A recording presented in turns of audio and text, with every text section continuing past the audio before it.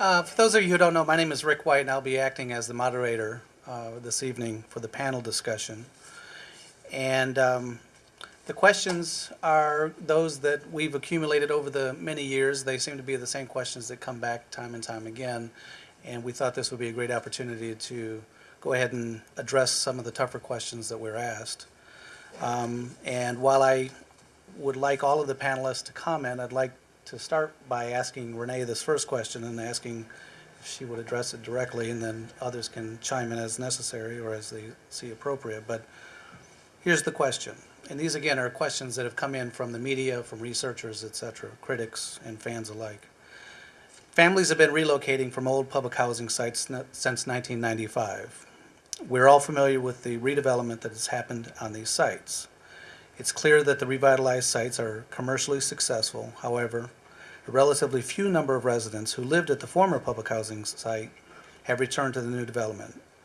These facts are indisputable, so a two-part question. First, why haven't all residents returned to the revitalized communities?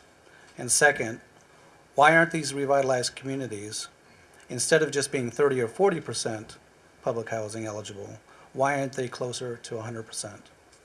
Well, in terms of families making a choice, and I want to underscore choice, families are determining based on their own needs and desires to either come back to the community or to hold on to the voucher, which was key to the success of our program, because one of the questions that we received when we were first starting out at Techwood Clark Howell is, could the voucher be made available to us as a resource? Because people said very clearly, I don't want to leave the hell I know to go to the hell I don't know. And that really was the state of public housing in 1994. And so we made sure that vouchers were available, but coupled with that, we provided mobility counseling, and as we have evolved and grown, we know that the human development services that Hope and her team provide are key to family success in terms of finding a good location. And guess what? As families find a location, they get settled. And as Secretary Cisneros mentioned, folks get comfortable, they're near jobs, they're near families, and nobody likes to move. And so as long as their lives are improved and improved by a whole bunch, families often choose not to come back. And then there is a segment who have shared in some of the human services sessions that they did not want to come back because the memories of the place were so harsh. I mean, some people had seen their children killed on that plot of ground. So I think we need to be careful that we measure the program with the right outcomes and benchmarks, i.e. looking at, are the families doing better as a result of the support and the new opportunity. And I hasten to say that it's incumbent upon us as stewards of the Section 8 program to make sure that we are ensuring that people are getting a better opportunity, not reconcentrating, because it makes no sense to facilitate someone moving from one bad arrangement to another. In terms of the 100% public housing as a model, well, we know that concentrating families in poverty did not work. All of the things that the Secretary spoke about in such eloquent terms were indeed the things that we had. I mean, at Eastlake, there was Eastlake Meadows, there was a $38 million drug trade being driven out of that site. And flashback to 1993, the crime rate at Techwood Clark Howell in 1993 was 35 times that of the city. And at that time, Atlanta was found to be the most violent city in America. And if you think about trying to raise your children, children trying to go to school, people focused on their lives, I mean, it's impossible to overcome those types of situations. So if we were going to move from a model that had, without question, failed and did not work, we knew that we needed to go to a new design. So to come back with 100% would just be, to use a commonly used current phrase, putting a lipstick on a pig. And we knew that wasn't going to work. And the other matter is that all services follow disposable income.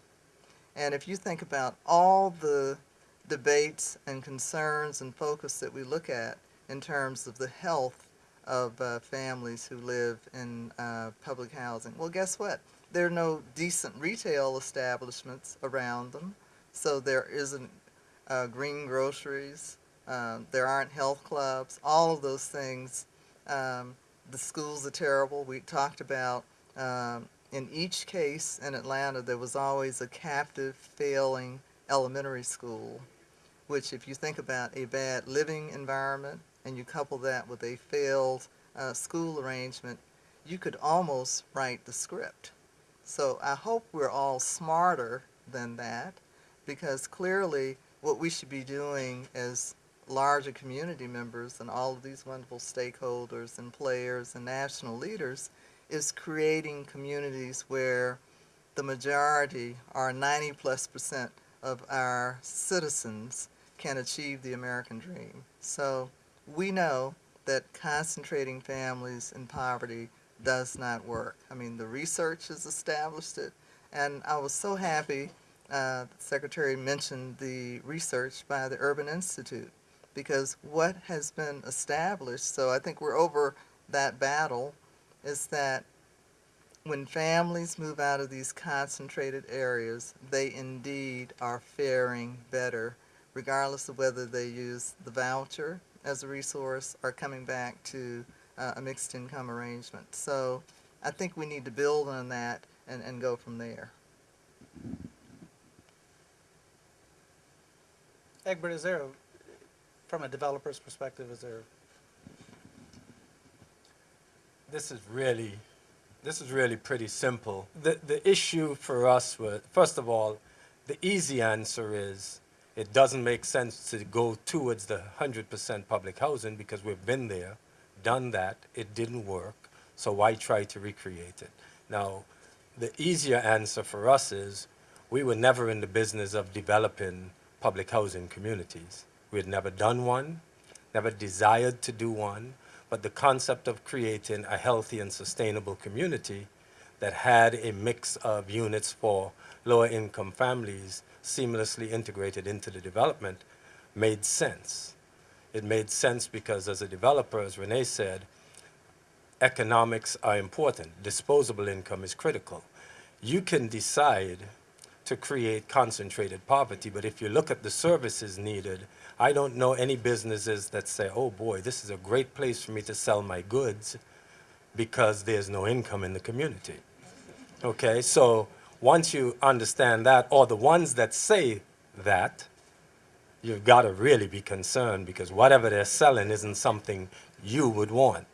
So for us, it was important that the mixed income model, by the way, doesn't work if market rate families or people with choice don't come. So it's an easy proposition to say you have to develop, design, build, and manage to the highest standard possible by producing a product that people with choice would want to consume. Because if you didn't do that, that mixed income component, the higher end of the mixed income spectrum, wouldn't work. And there are a lot of other things. Rick, the thing that strikes me most about this, and I will take a bit of a time for an editorial comment here, the advocates, the people who sort of mourn the loss of these communities, I really don't know what they're thinking about, because it's really, if you look at it, I've never seen a public housing community anywhere where there are a lot of people with choice lined up on a waiting list waiting to get in.